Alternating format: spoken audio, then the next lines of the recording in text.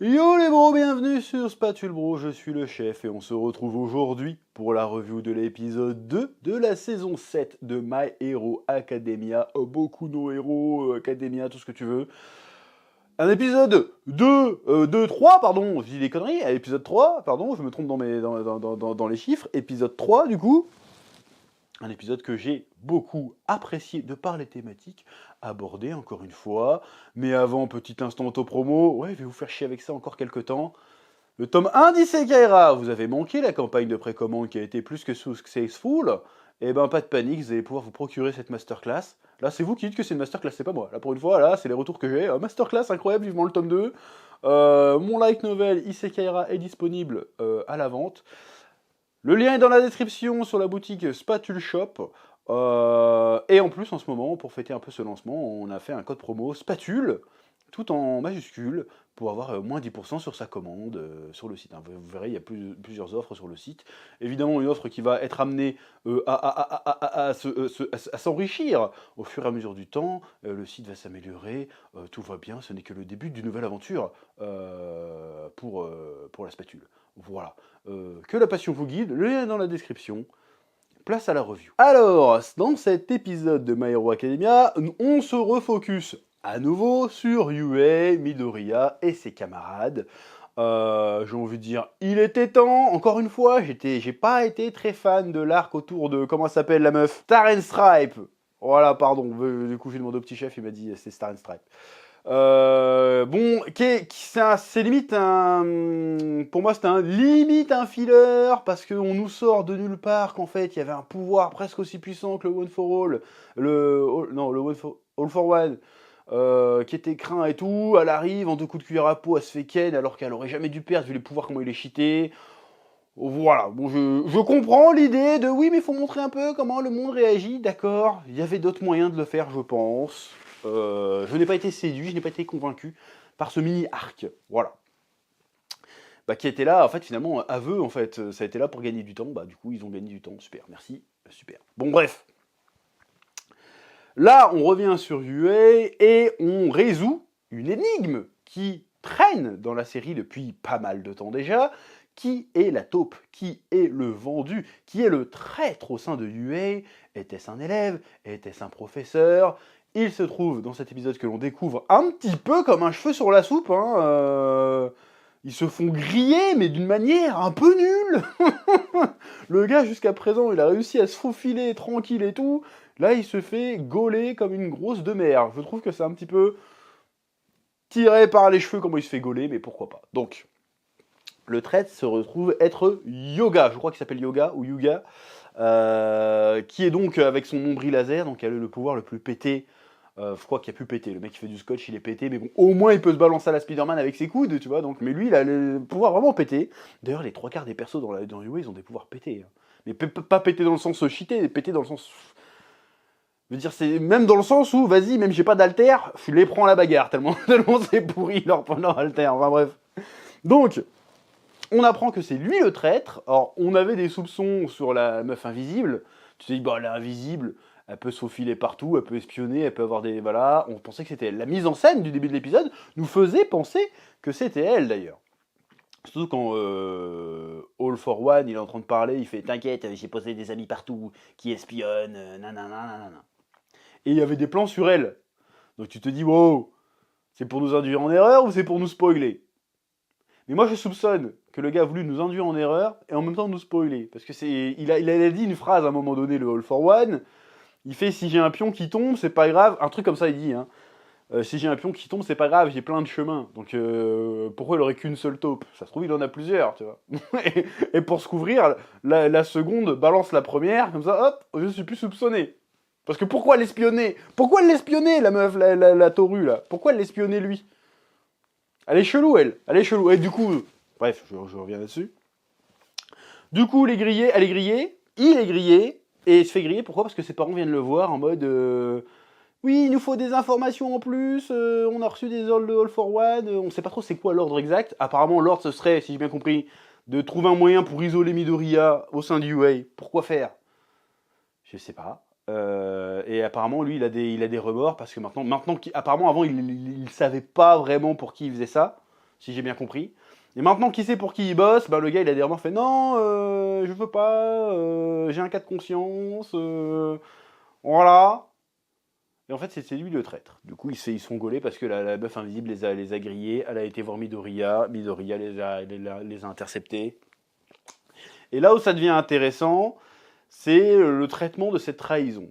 Et surtout quand on apprend qu'en fait à la base, le Yuga ou Yoga, et c'était un sans alter comme Midoriya. Et ça, c'est intéressant, parce que avec Midoriya, si tu veux, il y a le côté je suis un sans alter, mais avec mes efforts, je deviens un héros, et puis je me retrouve en fait à avoir le destin de tous les autres alters sur les épaules, qui est intéressant, qui a été choisi en quelque sorte.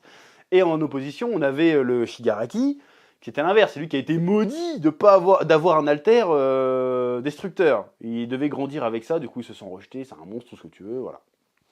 Il y en a un qui est devenu un héros de par son impuissance, et l'autre qui est devenu un vilain parce qu'il était trop puissant. On peut résumer un peu le truc comme ça. Ou l'inverse, plus subtil que ça.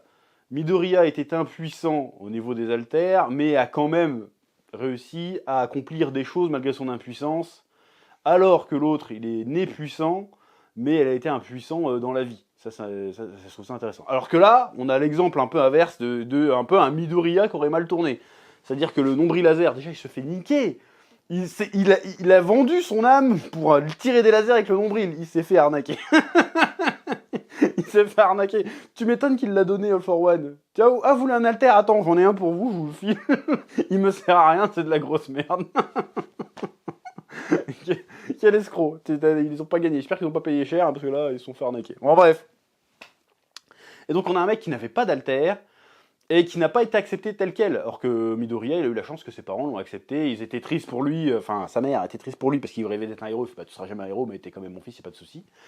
Et les autres, ils ont fait bah non, non, hein, moi je veux pas que mon fils il ait pas d'alter, donc on va lui filer un alter éclataxe, mais au moins il a un alter quand même. Et donc le gars a dû grandir là-dedans en faisant semblant d'être un héros, en faisant, c'est pour paraître héroïque.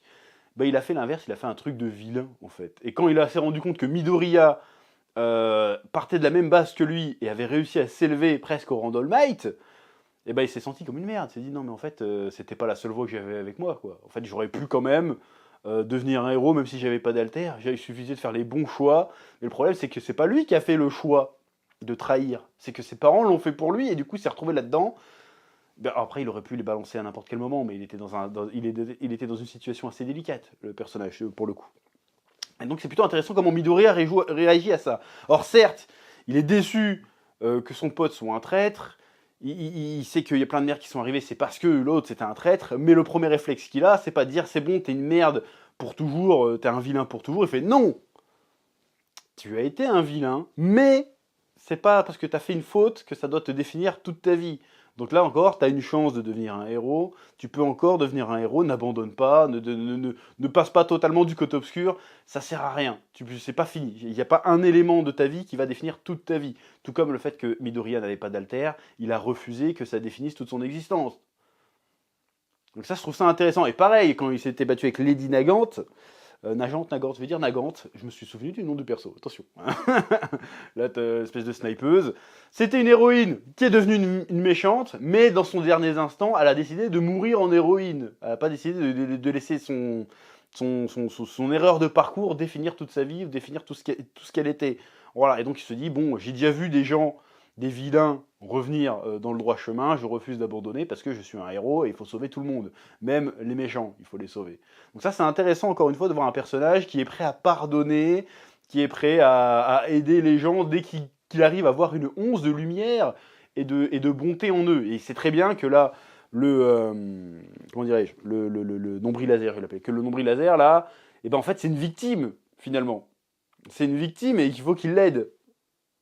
Sauf que le système, il dit à Midoriya, non mais en fait frérot, et qu'on lui dit, ouais, donne-moi la main et tout, il fait, non, non, ok d'accord, il a peut-être une chance de retomber du bon côté, mais il doit quand même payer pour ses crimes. Il doit quand même, on peut pas juste le laisser partir avec une tape sur la main, tranquille frérot, tout est pardonné. Non, toi, tes parents, on va les embarquer, on va les juger, et il faut quand même qu'ils payent pour leurs crimes, parce que peu importe la raison pour laquelle il l'a fait, le mal c'est le mal, malgré tout. Donc, il faut qu'il fasse face à la justice, qu'il paye pour ses crimes. Après, on verra. D'abord, tu payes. Moi, j'aime bien cette philosophie, ça me va. ok, le pardon et tout, mais il faut payer d'abord. Donc ça j'ai bien aimé comment le flic, il a calmé Midoriya, genre, hé frérot, attends. Toi, si tu veux le pardonner, tu le pardonnes. On va tous le pardonner, y a pas de problème, mais ils vont quand même manger. C'est la base. Là, on n'a pas le temps, là.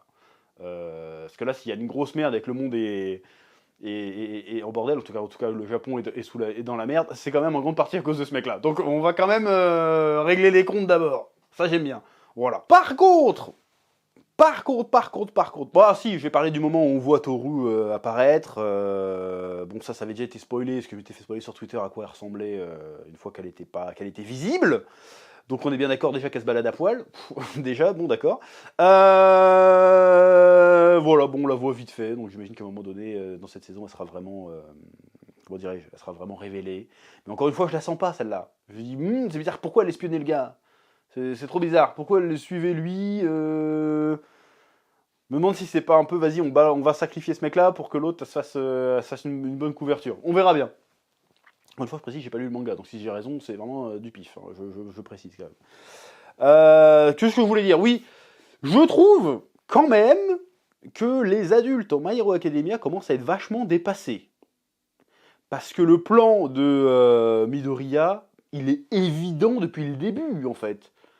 Il est évident depuis le début, mais il faut quand même qu'il le formalise pour que les adultes se rendent compte que, ah mais oui, parce que les gars, vous venez de choper une taupe d'All for One qui vous donne qui lui donnait toutes les infos.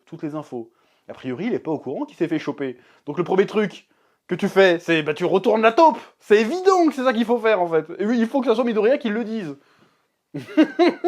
Ça, je trouve ça ouf. Je veux dire, ok, d'accord, c'est les élèves, c'est les futurs héros de demain. Ok, il porte plein de trucs sur les épaules, mais c'est pas lui qui a le pouvoir de décision normalement. Pourquoi c'est lui le leader tout d'un coup? Alors qu'il y a All Might qui est là aussi, hein. Je sais que t'es tout vieux machin, mais normalement c'est le premier truc qu'il faut penser. C'est pas genre, oh, on va les juger. Non, d'accord, on va les juger, mais avant frérot, tu vas baver tout ce que tu sais et tu vas nous filer un petit coup de main. C'est le b.a.-ba en fait. J'ai pas compris pourquoi c'est Midoriya. Bon, je comprends que c'est les héros, faut montrer que c'est eux la nouvelle génération, tout ce que tu veux. Mais là, c'est juste de la logique toute seule, quoi. C'est pas la grosse révélation. Oh, le truc de fou, ils vont l'utiliser. C'est la base. C'est tout l'intérêt de choper des espions, en fait. C'est tout l'intérêt. Tu leur mets la main dessus, bon, bah, tu vas devenir un contre-espion, bâtard, maintenant. Sinon, on te nique. C'est le truc de base.